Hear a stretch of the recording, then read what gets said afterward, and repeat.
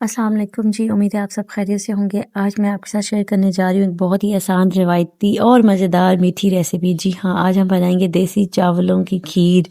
ऐसी खीर जो ना सिर्फ देखने में खूबसूरत हो बल्कि इसका जायका भी दिल जीत ले। तो वीडियो को आखिर तक ज़रूर देखें क्योंकि मैं आपको बताऊंगी छोटे छोटे ऐसे टिप्स जो आपकी खीर को बिल्कुल परफेक्ट बना देंगे।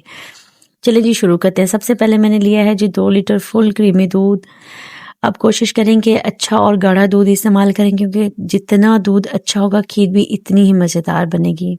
जी मैंने लिया है एक पतीला, उसमें मैंने जी 2 लीटर दूध शामिल कर दिया है और हम 1 लीटर इसमें पानी भी शामिल करेंगे ताकि खीर हमारी मज़ेदार और जो इसका टेक्सचर है वो बिल्कुल बैलेंस रहे। ठीक है, अब हम इसको अच्छी तरह से मिक्स करेंगे और उसके बाद जी मैं इलायची के जो दाने हैं उनको थोड़ा सा पीस कर इसमें ऐड करूँगी। इलायची फुल हमने ऐड नहीं की इसमें।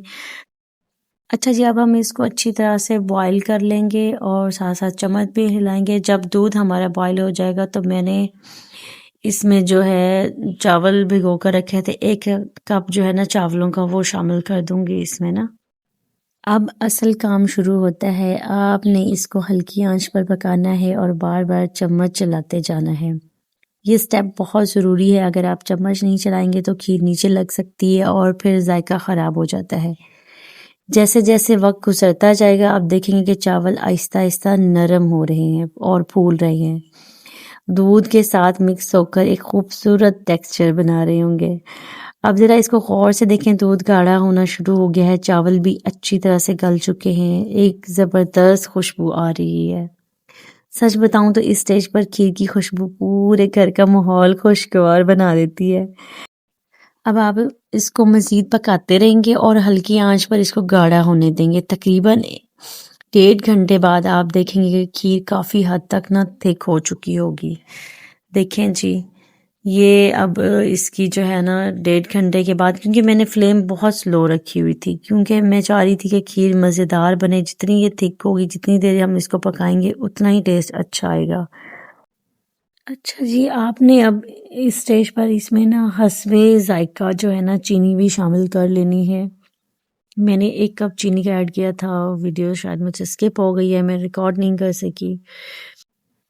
अच्छा, चीनी डालने के बाद में थोड़ी सी खीर जो है ना पतली हो जाती है, लेकिन घबराना नहीं, अब इसे मज़ीद पकने दें और फिर हम इसको हल्की आंच पर पकाएंगे, मुसलसल चम्मच हिलाते रहेंगे।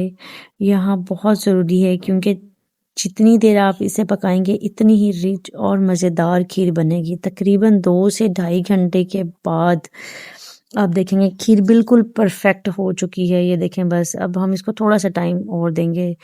दूध जो है खूब गाढ़ा हो चुका है, चावल मुकम्मल नरम होकर टूट गए हैं और खीर का जो टेक्सचर है ना बिल्कुल क्रीमी और जो है ना मुलायम हो गया है। कितना खूबसूरत गाढ़ा हो गया है, बहुत ही ज़बरदस्त खुशबू आ रही है जी। अब हम इसको चूल्हे से उतार लेंगे और थोड़ा सा ठंडा करके इसको एक बाउल में डालें और अब हम इसकी गार्निशिंग करेंगे। बादाम है मेरे पास, इसमें पिस्ता है और कोकोनट है, नारियल जिसको कहते हैं, और किशमिश है। आपकी मर्ज़ी है, आप जो चीज़ें इसमें ऐड करना चाहें जो आपको टेस्ट के मुताबिक पसंद हो।